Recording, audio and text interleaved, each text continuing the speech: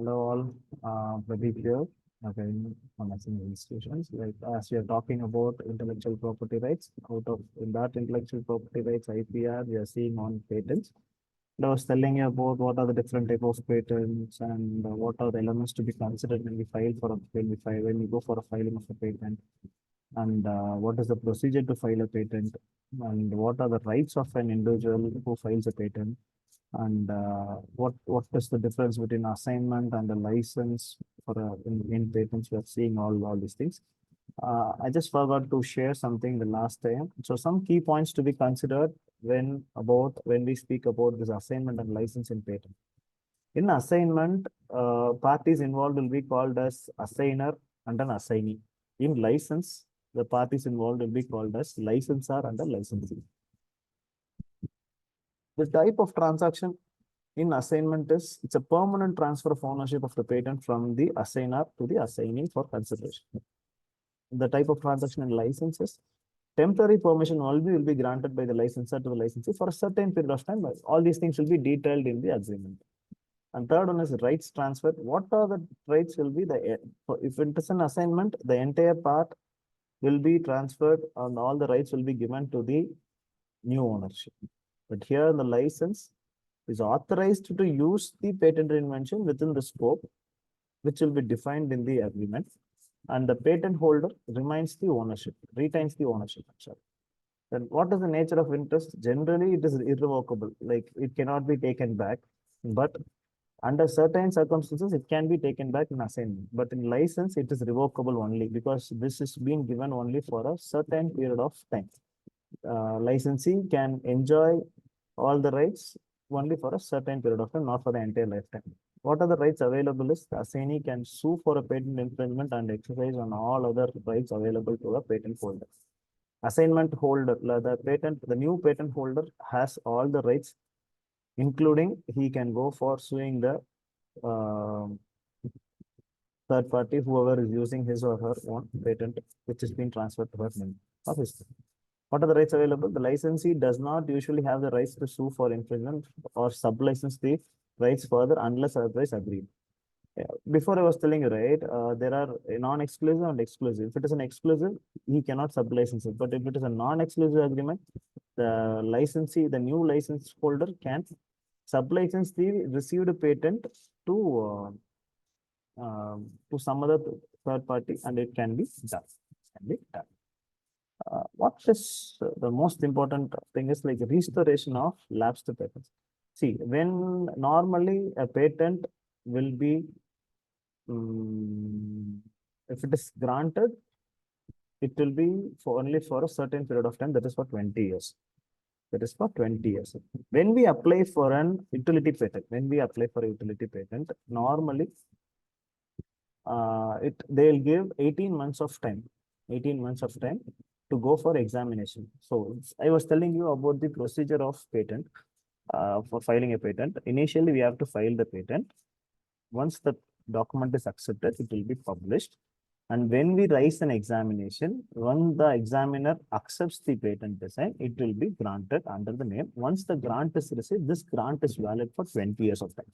But once the patent is applied, once the patent is published, we will be given 18 months of time for applying for examination. Once we forget to apply for examination, this will be amended.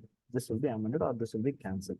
But sometimes we have to restore the lapsed patent. We can go for a request to the patent officer under section 53 or section 60, whatever, section 53 or section 60, yeah, or even section 142, the patentee or its legal representative can go for request to the patent officer with a proper reason why it has not been considered, why it has been lapsed. We have to justify them properly, then we can go. For restoration of patent. This is the most important part, because many people after publication will leave this utility patent and they'll just like that they'll leave. But sometimes if it is a worthy product, people will go for reapplication. At that time, this will help us. Second one is if if the patent of 18 months is lost, obviously this patent will be omitted. This publication alone, it will be there. After that, you cannot go for a grant. And the third one is an application under this section shall contain a statement verified. We have to tell them clearly why we didn't follow within this 18 months. And if it is accepted by the controller with the proper evidence, he or she will think for restoration of the lapsed patent under section 60. Under section 60. And the second one is patent surrender. Under the section 63 of the Patents Act 1970, a patentee is allowed to surrender his or own invention or creation or a product to the patent office even after published by the controller under this own interest, and it will be notified to the public. If after notifying to the public, this notification will be available in the public forum for 3 months. If there is no opposition, it will be accepted by the patent officer. If there is an opposition, this has to be rectified. This has to be justified. Only then the patent officer will accept the surrender of patents. If not, you cannot surrender the patents. If something like that, because someone will hold it. For example, in the before slides, we are seeing about assignment, law, license, and all, right? Sometimes the real owner will come for, he'll come and ask why you're surrendering this patent. Why, what is the reason? And all. So, because that is all his own creation and was own invention. Sometimes the licensee will go and surrender. Licensee cannot surrender.